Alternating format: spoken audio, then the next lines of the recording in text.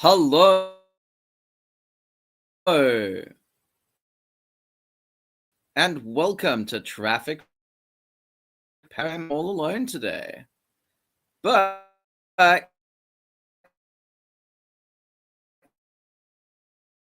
Caitlin is joining us. Hello, Caitlin. Nice to see you here. Just things all of a sudden. Let's see. So just so everyone knows, Uno, you keep cutting out. Oh no. Okay, how about now? Is it better? My computer did a funny thing. Is it better now? Curse of the bad internet. Okay, so maybe you can hear me. I don't know. Immy is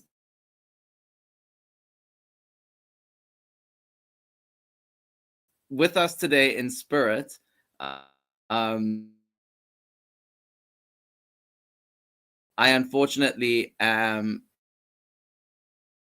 all alone today because Immy's feeling a bit under the weather, but she is joining us to run the stream. So I hope that my internet will hold out because there's no one else to jump in. A massive race in terms of just a lot was going on. So let's get into it. There might be a slight delay between what I'm saying and the graphics, but they will all catch up eventually. So, okay, this says I'm a bit in and out, but it's doable. Okay, well, we're hopefully going to be okay. So this is how everything ended. We've got Ken from him. Really can't fault him on his performance, and really, I think, put in a championship winning performance this weekend. But there was a lot going on. Obviously, if you look towards the other end of the results, you've got Lewis and Shaw both DNFing. Terrible result for Ferrari. Really tragic on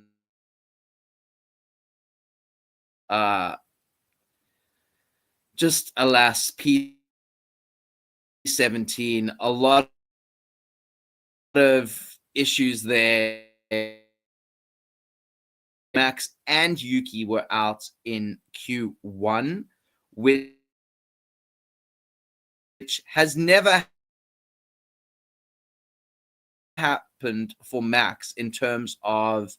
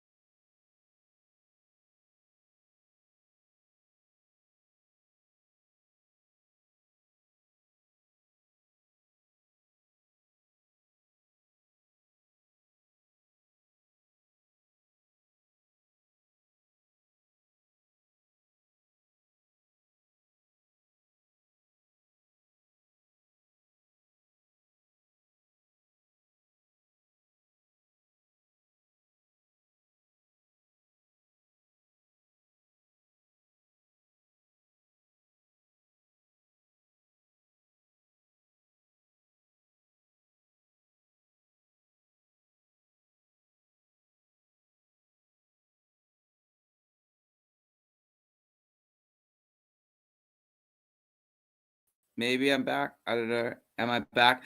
Am I back? Am I back. My computer just like conked out for a moment there. It's everything froze. Hello.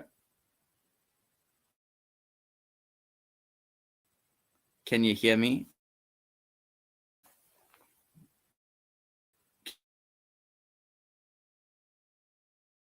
Internet issues. That's sorry about the internet issues is like the tagline for this channel. It's like it's what we're about, really. It's everything to us. It's part of our entire brand. So okay, let's continue. I don't know where I left off, so I'm just gonna start again with Yuki. Yuki had an unfortunate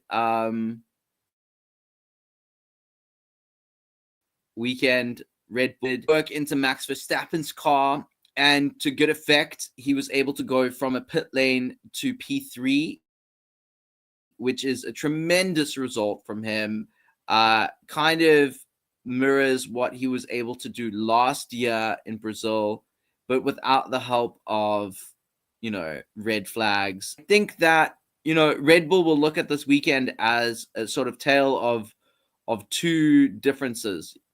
On the one hand, terrible Saturday for them, but ultimately they were able to pull it through for Max, not for Yuki. Yuki was given not the same opportunity as Max to fight his way up the grid, I feel, because they didn't do anything to his setup. They left him on the same setup that he had on the Saturday, which clearly didn't work. And they just kind of, they did what they always do, and they prioritized Max, which you can understand. But the issue really, Red Bull then messed up that penalty, and he had to serve it again.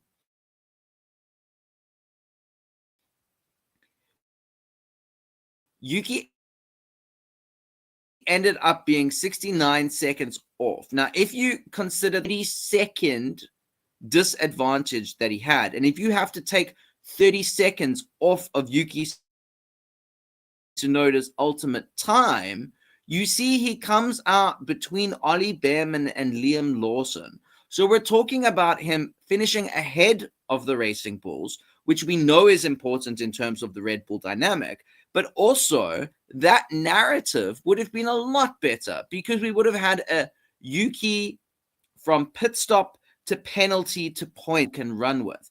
But alas, someone in the pit stop touched his car before they were supposed to, and he had to serve that penalty again. And that really was ultimately what ruined his race. So he kind of could afford that penalty. And really, it's a question of how much further ahead he could have been if he hadn't spun out, if he hadn't touched Lance Stroll. We're talking about ahead of Behrman potentially. So, it's very sad what happened there, but a little bit on Yuki, but I think a lot more on whoever it was in the Red Bull pit stop that messed up. So, yeah, unfortunate there. Then we've got the Aston Martins in P16 and P14. Really weak performance from them this week. Franco Colapinto separating the two in P15. We know he's been struggling in that Alpine, but he has been signed for next year, so he's kind of safe regardless of what he does at this point. And then I think the other notable issue this week is Williams, P11 and P13. Williams have been so strong this year, and it's very sad to see them not in the points. And Esteban Ocon also splitting them in P12. But let's talk about those who did get into the points, because we've got Pierre Gasly, who I think did a phenomenal job to get into P10. We've got Nico Hulkenberg in P9, and then the pair of Racing Bulls in P7 and P8. I think Liam Lawson will be very happy with his results. He finished ahead of Isaac Hadjar up in the points in the end of it all. And I think really the star for a lot of people this race, other than Max Verstappen, was Ollie Behrman, who did a phenomenal job to get into P6 full. Now I have to do some maths, but that looks like 23 seconds ahead of the Racing Bull pair. Liam Lawson had a train of cars behind him, about what's that? 1, 2, 3, 4, 5, 6, 7, 8, 9, 9 cars behind Liam Lawson. So he did well to hold that. But Ollie Behrman was really in a league of his own in the midfield. So well done to Ollie Behrman. Oscar Piastri, not a great weekend for him. Struggled in quali, struggled in the race. Not what he needs at this point. Obviously, there were some issues in the sprint.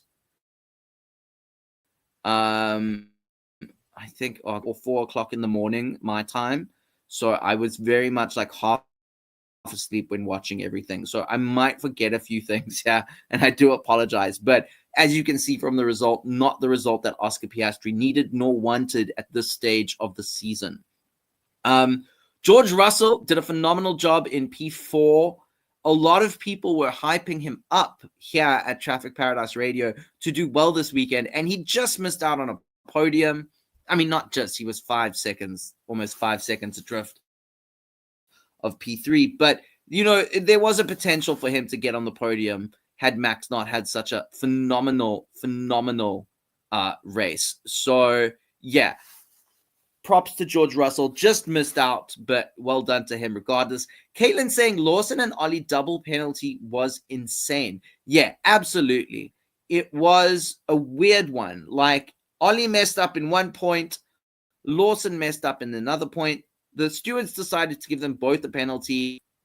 I kind of feel like sometimes the stewards are a little bit silly, because if one person does something wrong and another person does something wrong, it effectively cancels out what they've the offense they've done to someone else.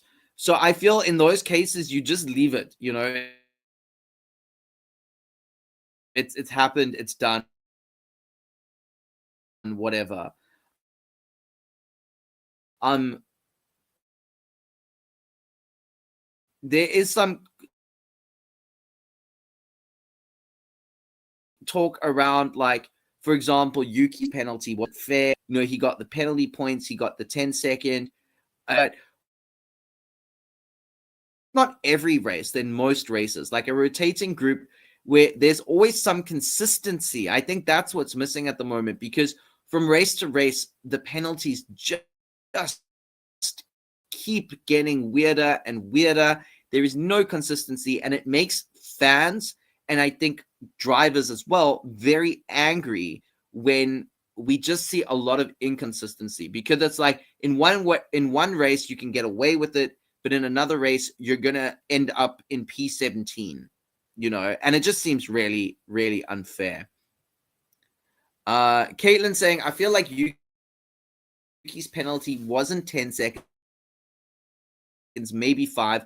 I agree. There was no real damage done to where he ended up, only 6 seconds off of Lawson in P7. You could argue, yeah, he could have been up a bit more, but with that bunch of people all grouped together, I don't think it would have been Fernando Alonso is and everyone ahead of them. Like, I don't think it ruined his race in the way that the stewards made it out to. So I think that should be taken into account. Yeah. I mean, Yuki's penalty was just, it was like compounding to P3. Immy's, Immy, Traffic Paradise Radio. It's Immy behind that account. There are always, I think, okay, not always, but in a lot of the cases, especially this weekend, they were mitigating circumstances that I feel the stewards could have used to drop it down to 5-second penalties for everyone involved. And I just feel like sometimes some drivers get leniency and other times drivers get zero leniency. And yeah, about that, it's gonna continue being like this. So it's kind of like beating a dead horse. Is that the word? Flogging a dead horse? I don't know what the word is. It's kind of a bit useless talking about it, as frustrating as it is, because there's nothing anyone can do about it until a big systemic change happens in the way stewarding is done in Formula One. So yeah, that's unfortunate. But yeah, Max, phenomenal job. I think okay, so Immy's going to show us next the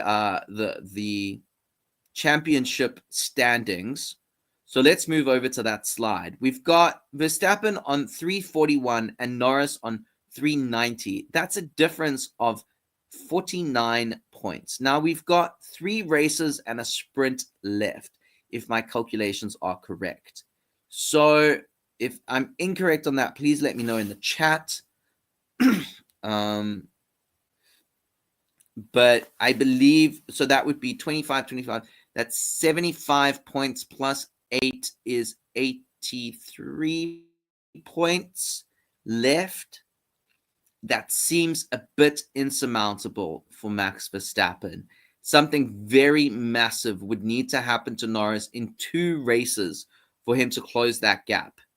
And that just doesn't seem likely to happen. I can see it happening in 1 race, which would bring Oscar back into the mix if he can pull out some magic. But I think Verstappen, it's very much a hope and a prayer at this point. So he's done a tremendous job to get himself into the position where there was a possibility, even slight, of him taking this championship. But I think it's now kind of, if he had been able to win this week, we're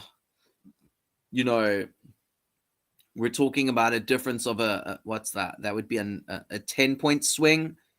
So we're talking about him being only, now I need to do more math. So it would be 30 points out, I think. That's doable, I feel, but I think at this point it's not anymore. So, it is what it is. And we're now realistically looking at a championship battle between Norris and Piastri, which is really the narrative of this entire season. Which McLaren driver will come out on top? And at the moment, it looks like it's going to be Norris. So that's important, I think.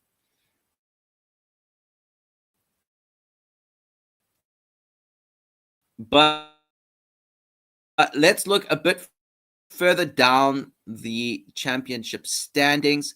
10, there's no movement at all. Everyone's kind of staying where they are. There's a bit of a battle happening at the moment between Hulkenberg, Hadjar, Behrman, and Alonso. And Sainz, Lawson are in the mix. It would take a bit for them to surmount that, but they are in the hunt there.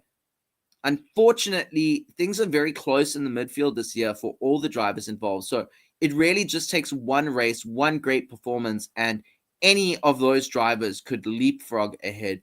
For example, even Yuki Tsunoda, if he got let's say he got a oh God, I'm going to dream now, but let's say he got a P3, that would put him on 43 points, which would tie him with Hulkenberg and Hadjar. Obviously, Hulkenberg and Hadjar would have to get 0 points on that particular race for that to actually mean anything. But even someone in Yuki's position in P17, there's a theoretical route to heading into the top 10, even the top 9.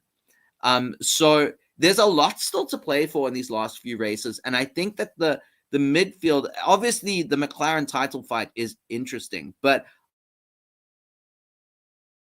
I always like to look at what's happening in the field. And I feel like from Antonelli could see him go be from his point of view. Kira would love that. I think the Hamilton fans would rather find that quite annoying. But, Hamilton's not had the greatest season. So Antonelli could theoretically overtake him in the championship. It's only 26 points difference. If Piastri can catch Norris, then Antonelli can theoretically catch Hamilton. So, there's still some movement is going to happen in these standings. I think the only person who currently is secure in that position is Albon. Everyone below Russell, I think, who is secure in their position is Albon and Leclerc, maybe. Sorry, everyone below. I think the people to watch at the moment, Antonelli, Hamilton, Verstappen. I mean, not Verstappen to a certain extent, but not really. Norris and Piastri, and then everyone from P9 down to, I would even say, Gasly in P18. We've seen some amazing things from him, and it's possible that something could happen. But unlikely as it is, we could see a lot of movement in those positions before the end of the season. And obviously that's going to count a lot towards the next slide, which is the Constructors' Championship standings. Because ultimately, this is where things matter in terms of 2026. Because we know, obviously, there's the prize money, that monetary consideration to take into account. Different money, I think it's about 10 to 20 million pounds or euro for each position. That's a considerable amount of money that you can put towards research and development for your new car. But it's also really important in terms of wind tunnel time and testing time, because the lower down you are, the more time you get. So for a team like Renault or next year Audi, this currently Kick Sauber, that could be massive in terms of what they'll be able to bring next year. And that could really put them in an interesting position to fight maybe for a P5 in the championship, okay? We know Williams is on a big drive to perfect their 2026 car, so they'll certainly be in the mix. We don't know what's going to happen with Red Bull. Rumors seem to suggest Mercedes have the strongest engine. So I think there could be an interesting fight between Williams, Mercedes, and McLaren for the top spot next season. But yeah, don't discount Alpine out, because they will have that extra wind tunnel time and have a Mercedes engine. So this P10 for them might actually come in very handy next year.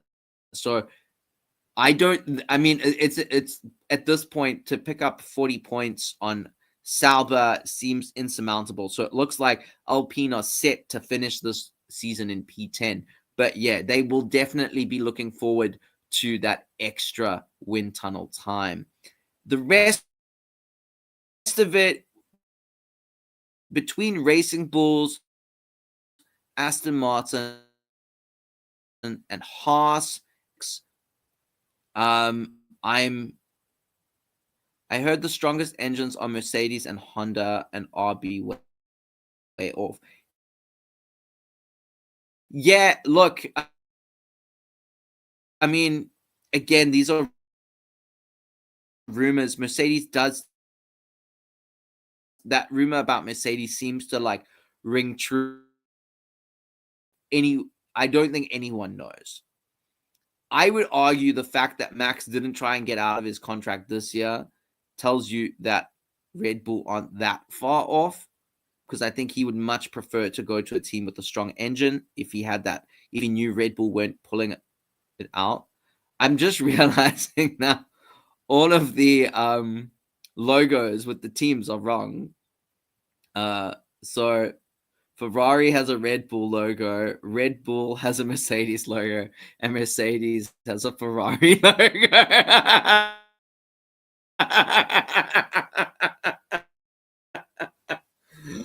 I don't know who that's going to trigger in the audience, but it's definitely going to trigger someone.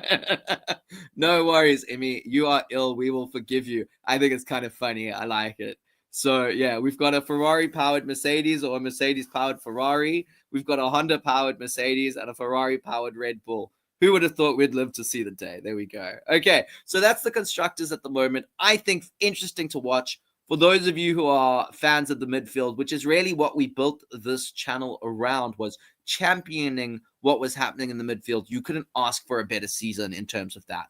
And I think it's absolutely thrilling what's going to happen in the rest of the season. So is it bad? I didn't even notice. No, Caitlin, it's not bad, because really at the end of the day, all that matters is that McLaren is on top, because no one can touch them this season. So yeah, there we go. So that's the Constructors' Championship standings.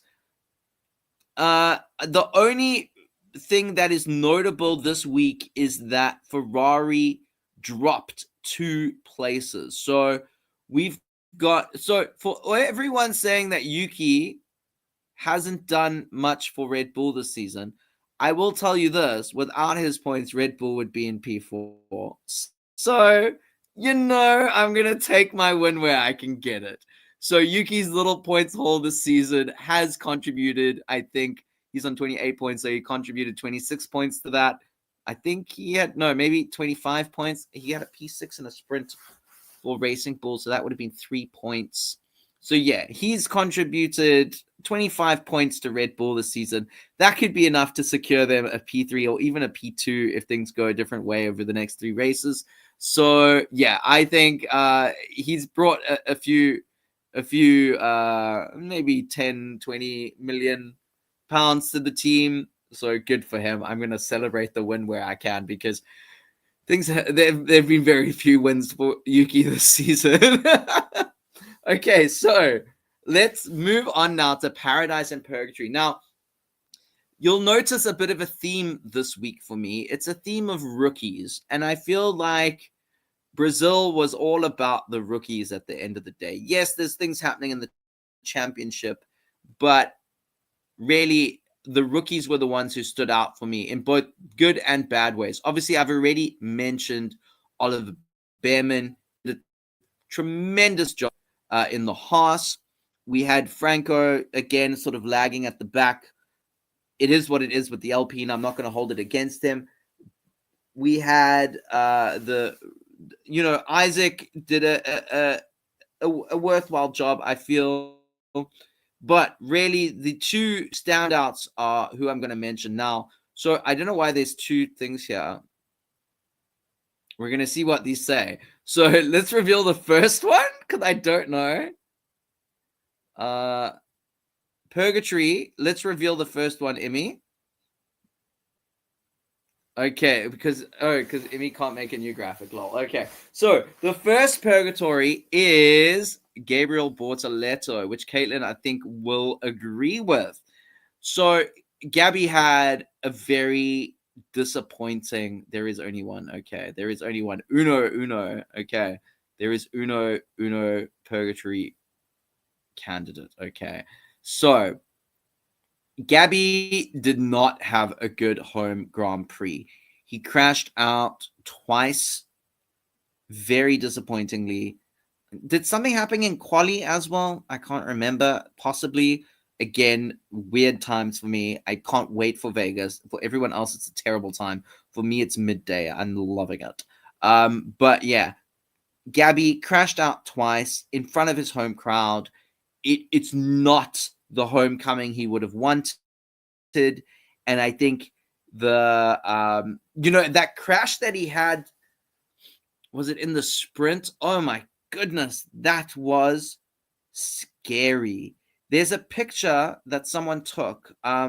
His car is literally disintegrating. It's in 1,000 different pieces while flying through the air. It is so scary.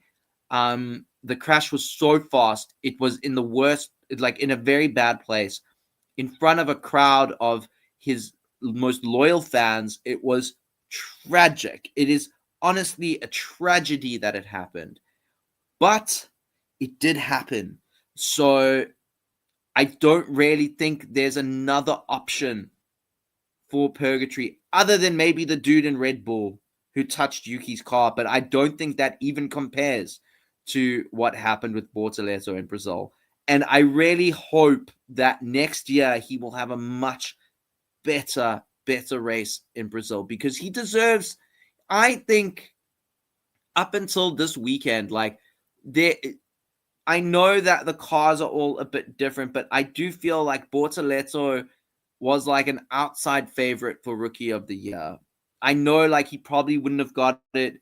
A lot of talk around Hajar and another driver who's going to come up a bit later on. But I really feel like he's done so well this year, and he's done so many good things in a car that really, yeah, look, it's not terrible this year. Nico obviously doing well, but it's definitely a lot better than the Sauber of last year. And I just want to give props to Zhou Guan Yu and Valtteri Bottas for that development, because, you know, I think Gabby and Nico owe them all a beer, because, yeah, they did a lot of development on that car to get it to where it is today. So props to the old kick Sauber drivers. But yeah, Gabby, unfortunately, just not good. So most definitely on track, not even off track, but for his sins on track in front of a home crowd, I'm going to have to sentence Gabriel Bortoleto to Purgatory.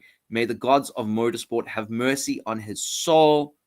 And more importantly, may they forgive him and allow him to ascend next year. So it pains me to say it, but Gabriel Bortoleto, you're off to Purgatory. So after that, yeah, Caitlin says shout out to Zotas. Absolutely. Before we transition to the next one, I just want to say, there is this very, so last year we had 3 Asian drivers. We had Alex Albon, Yuki Tsunoda, and Zhou Guan Yu. And all 3 of those drivers, I know Zhou is not currently on the grid he's a Ferrari reserve, but all 3 of those drivers have had to watch someone new come into the team and the car that they helped develop, not solely, but largely on the back of their hard work and talent and skill. And that's got to be a bitter pill to swallow. Zhou, watching from the Ferrari garage, saw Nico Hulkenberg get a podium in the Kick Sauber. Alex watching, and I think it was also, I think he crashed that race possibly. I don't know. I can't remember. It was so long ago. But, watching Carlos get the podium in the car and the team that Alex has been working in and on for so long. And then we've got, obviously, Yuki Tsunoda watching Isaac Hadjar in the Racing Bull get that podium, the podium that he had been working towards for so long, and that I feel was almost all but guaranteed to him this season had he stayed at Racing Bulls. Again, whoever started Yuki to Red Bull # needs to be shot. Yeah. Anyway, so yeah, I think that's a little bit of a prayer to the 3 22, 23, 24. They really just didn't. Yeah, they deserved more. That's all I'm going to say. They deserved more.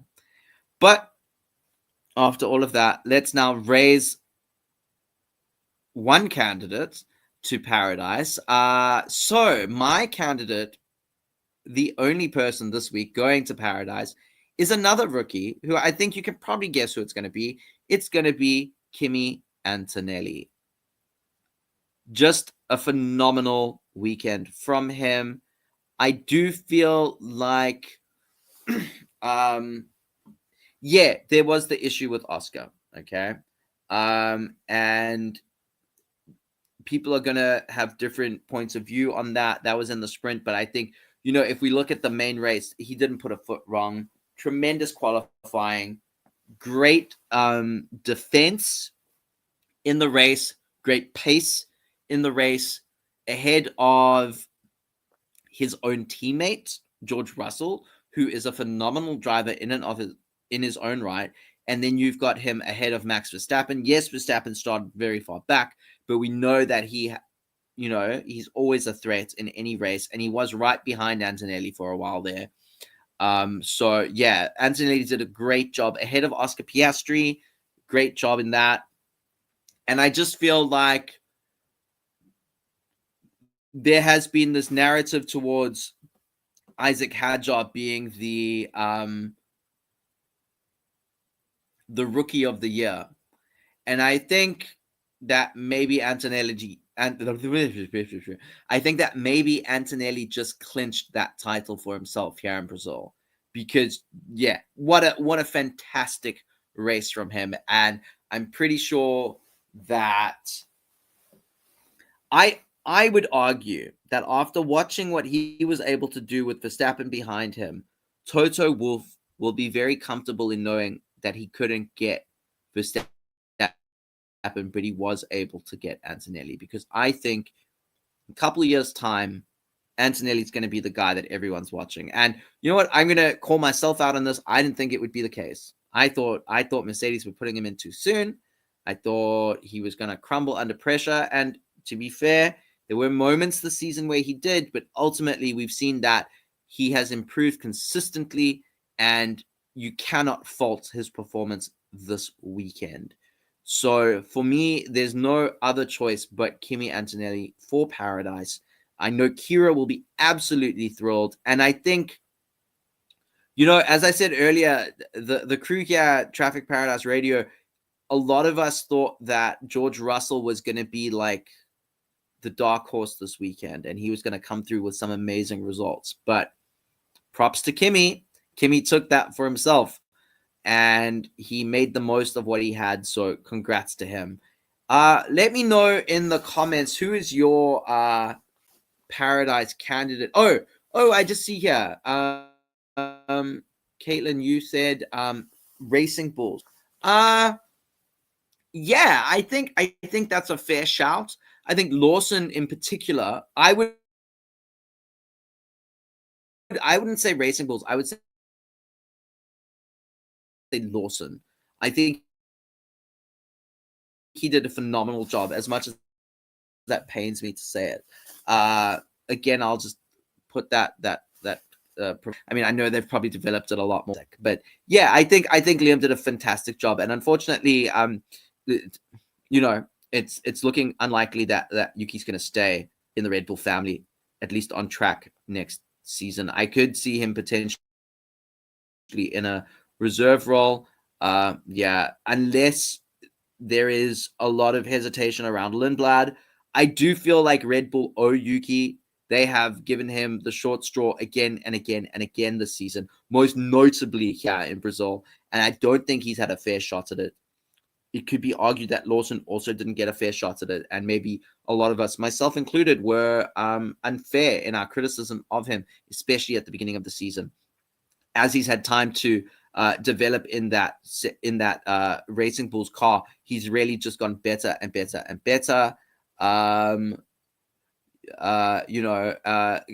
yeah, I forgot about that. Yeah, actually, both V Carbs, RBs, Racing Bulls, whichever you want to call them, went through to Q3 when Red Bull was out in Q1. So that is a phenomenal result for them. So yeah, absolutely, it's a fair shout for the whole team to get in there. I do think, and we can talk a little bit about like Yuki and what's going to happen. So Kimi Antonelli, for pleasing the gods of motorsport, you are granted entrance into Paradise. You may ascend. He does look a little bit like a little cherub baby angel, so that makes sense. So, well done. Okay, let's look at our predictions recap, and then we'll talk about what Caitlin's saying there in the comments about Yuki and what could potentially happen next year. Streets are saying Yuki to IndyCar. Okay, so predictions recap. What did we have? Who did we have for pole position? Now, I'm quite happy with this. I did well. Lando. Lee also predicted Lando, so well done to us. Kira with George. Yeah. We as I said earlier, we picked the wrong Mercedes driver to be the star this weekend, but it's okay. Neve, Willow, and Tay could not have been more wrong.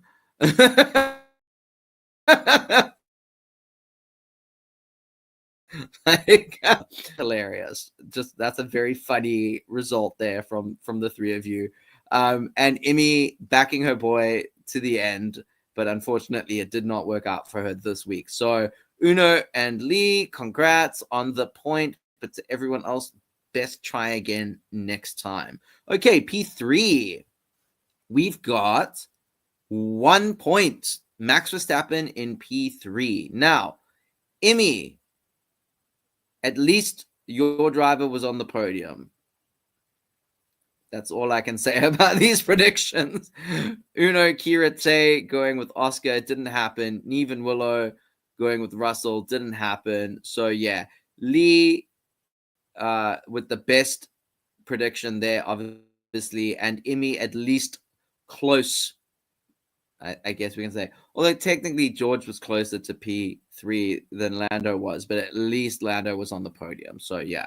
But well done to Lee. In P2, however, we've got no points. No points. So, obviously, you cannot see Kimi Antonelli up there, which is obviously who got P2.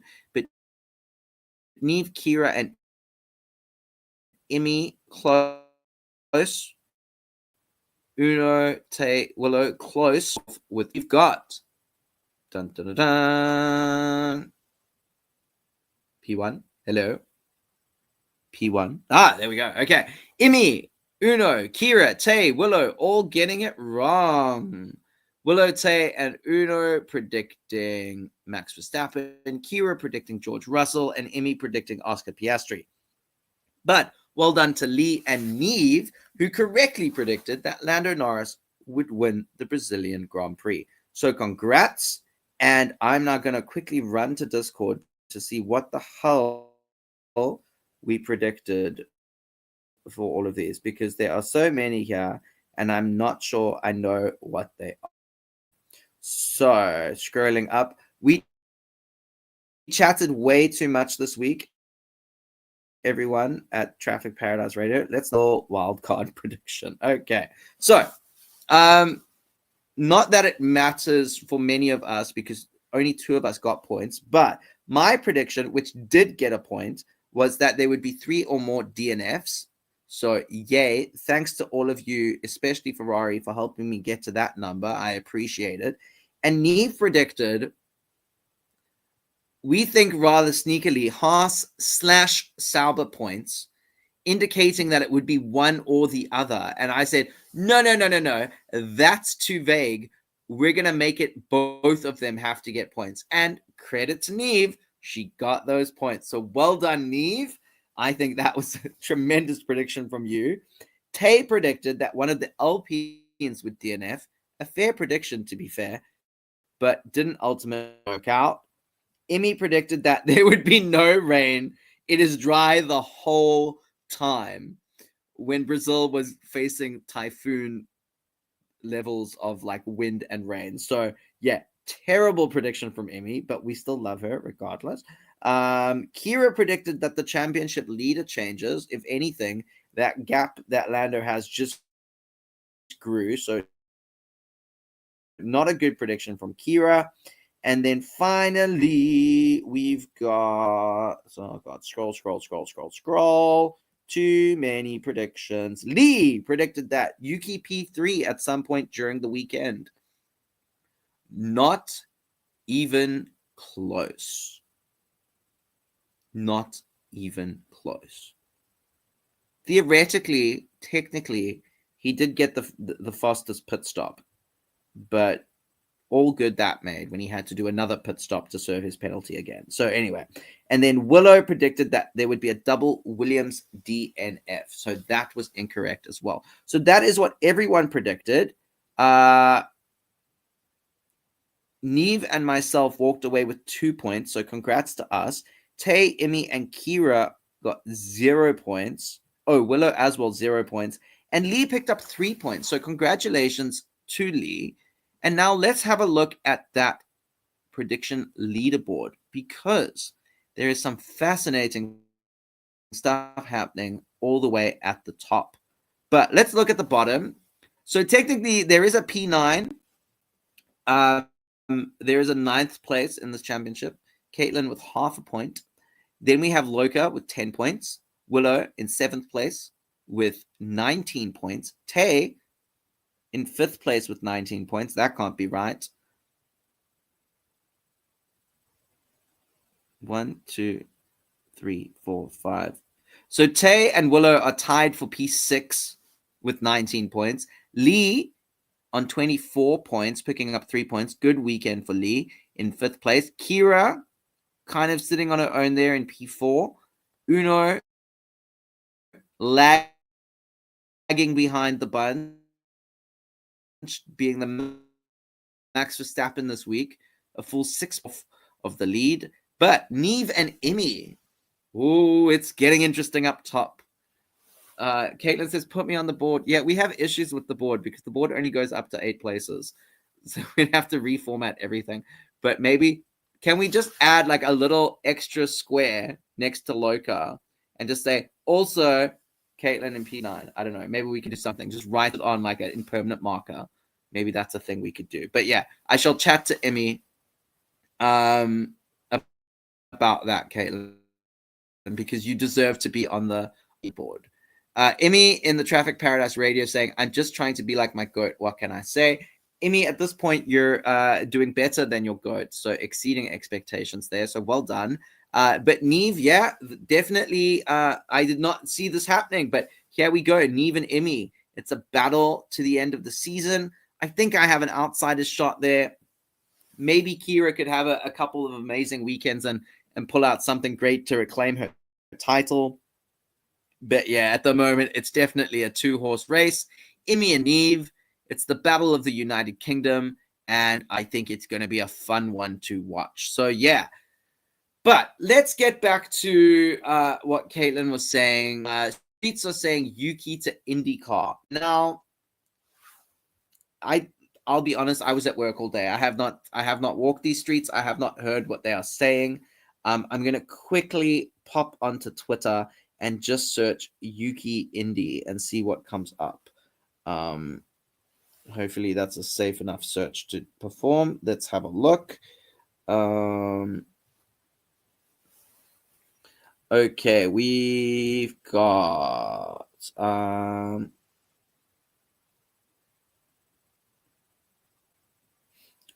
okay, so randomly Tay tweeted. Okay, so our very own Tay tweeted 10 hours ago, Yuki to IndyCar looks more likely every day. Then we've got also a tweet from someone called Formula E Bengal. I'm not sure who this person is, to be honest. It's the first time I've ever seen them. But they said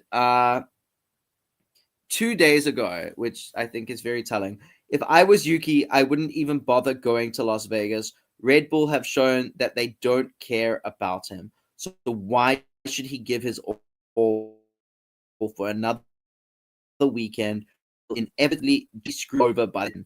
I'd travel to America, but just to sign the IndyCar contract. Okay, so Caitlin's saying, yeah, the streets is Tay. Okay, so Tay is the streets. Okay, well, there we go, Tay.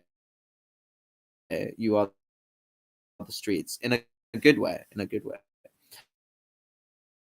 I have to, yeah. I as much hated, I have the sentiments there. Let's see here. We've got this person, Val Santos, says no, that's not it. Yeah, that's all I got.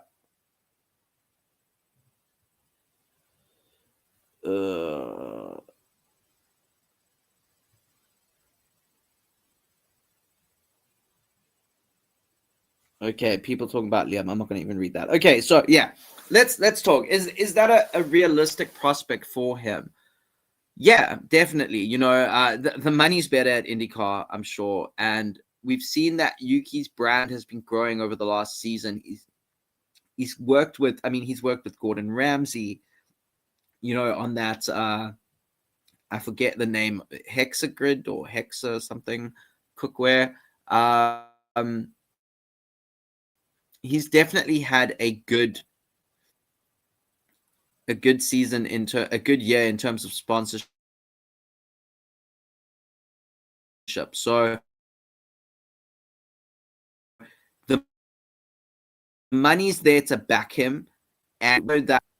Do I want that for him? No. I want him to stay in Formula One. Okay. But if he's not going to get a seat on, it's nice for him to either create a different legacy for himself. It worked out well for Takuma Sato. So, another former Honda driver.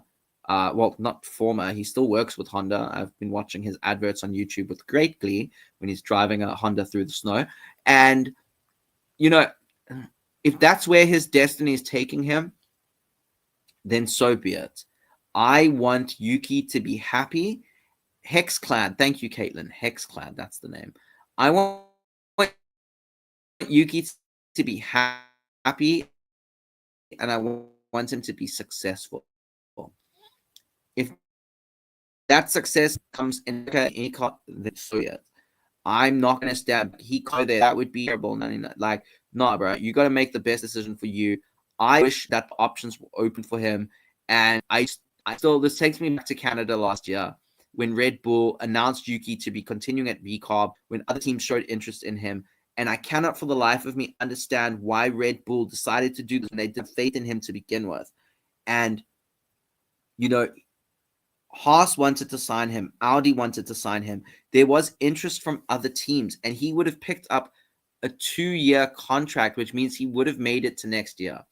And it's beyond me what happened in Canada last year when Red Bull announced that. And I think that is the moment. If you had to pinpoint the moment that everything went wrong for Yuki Tsunoda, it wouldn't be when he got promoted to Red Bull. It was when Red Bull re-signed him for this season last year. And that's his ability to decide his own future was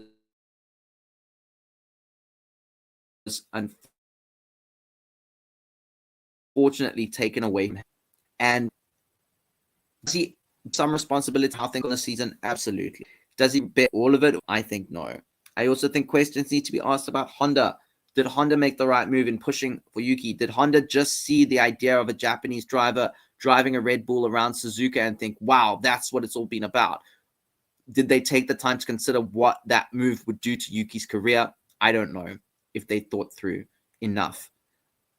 I do hope that Honda do have some plan for him at Aston Martin. I don't know how much sway they're going to have there. I wish Honda had their own F1 team. I would be very happy if I could go back to just supporting Honda the way I used to. But that's not an option anymore. And Honda have to really think about how they've supported Yuki's career, the positives and the negatives, because yeah, they did a great job in supporting him. No lies about that. But in the end, did they do it the right way, in a way that would have given him longevity in the sport? I don't know. I think it would have been far better to let him free earlier on and let him decide his own future. And Honda could have said, yeah, we helped that happen, and then take a step back and just admire what he was able to achieve. I think personally, I would like to, if Yuki's going to take a year off in F1, as Caitlin's saying, like he could do a year out and come back. Absolutely, he could do that. I would want him to do it here in Japan and do Super Formula, because I could watch him race then. That's a very selfish reason. But also, we know that the Super Formula cars are the closest to Formula One cars. And it would keep him, I think, in the best frame of mind in terms of skill and in terms of just like making sure he's still capable of jumping into an F1 car as soon as the opportunity arises. Yeah, I think that would be better for him than IndyCar. But if IndyCar's there and the money's there, go for it, Yuki. Go for it. Get your bag, boy. Get your bag. And I will be, I don't know how, but I will wake up and watch those damn races in America. If I have to watch every race at 2:00 in the morning, I will do that, because I am a Yuki ride or die, and I will not be giving up on you. And what I believe is your destiny to become the greatest driver Japan has ever seen. So that's what I have to say about that. I cannot believe that I've spoken for 55 minutes. That's crazy. But that's what I have to say tonight. Or for me, it's tonight. For a lot of you, it's the morning. But anyway, that's what I have to say about the 2025 Brazilian Grand Prix and what I think is going to happen with Yuki next season. I do hope that there is some miracle and he gets a podium by the end of the season, just for his legacy. But now it's about legacy. What can he do in these next few races that will help him retain his legacy? And I feel like, this conversation has made me really down all of a sudden. Like I didn't want to think about it. I've been, this is getting really personal now. I'm going through like the stages of grief at the moment, like mourning. I never know how to pronounce that word, but like despairing over the end of the potential end. It's not over yet, let's be honest. But I've kind of been working through it, and I've now accepted that it's probably over for now. If I'm wrong, I will be thrilled, but I think for my own mental health, I need to just start accepting it. So yeah, I wish him the best, and I just hope that Red Bull can get their shit together, especially in Abu Dhabi. That's a great track for Yuki. If Max is out of championship contention, there's no reason to keep riding the Max is everything mentality in those garages, and just give Yuki a shot. You owe him that much. Yuki has brought in tens of millions of dollars into that second Red Bull team. He has rarely been the driver you'll all overlooked, and yet was always there for you when you needed him. And I think you owe him that much. So yeah, that's what I'm looking forward to seeing in the next few races, that Red Bull decide to actually, for once, give Yuki the respect he deserves, and give him the car he deserves, and give him the race opportunities he deserves, even if it's just the next 3 races. That's what I have to say. And on that very sad and melancholy note, I will wish you all a lovely evening, morning, or afternoon. And please consider subscribing. Oh no, we've cut out. Have I cut out? I don't know. Am I here? I feel like I'm not here. I don't know. Maybe I am here. Okay, so anyway, that's it from us here at Traffic Paradise Radio. If you enjoyed this stream, please consider liking us and subscribing, and tune in on Sunday probably for our Las Vegas predictions. It's going to be a fun race, and I'm sure a lot of you are excited to see what happens in the championship. So tune in and join us for a fun race in the City of Lights. I feel like that Vegas has another name, but anyway, yeah, it's a gamble. It's fun. So join us there. And all that I've got left to say is thank you, Caitlin, for chatting with us in the comments. Thank you, Immy, for running the stream, even though you weren't feeling well. And thank you to all of you for watching. Goodbye to all, and to all a good night. Bye-bye.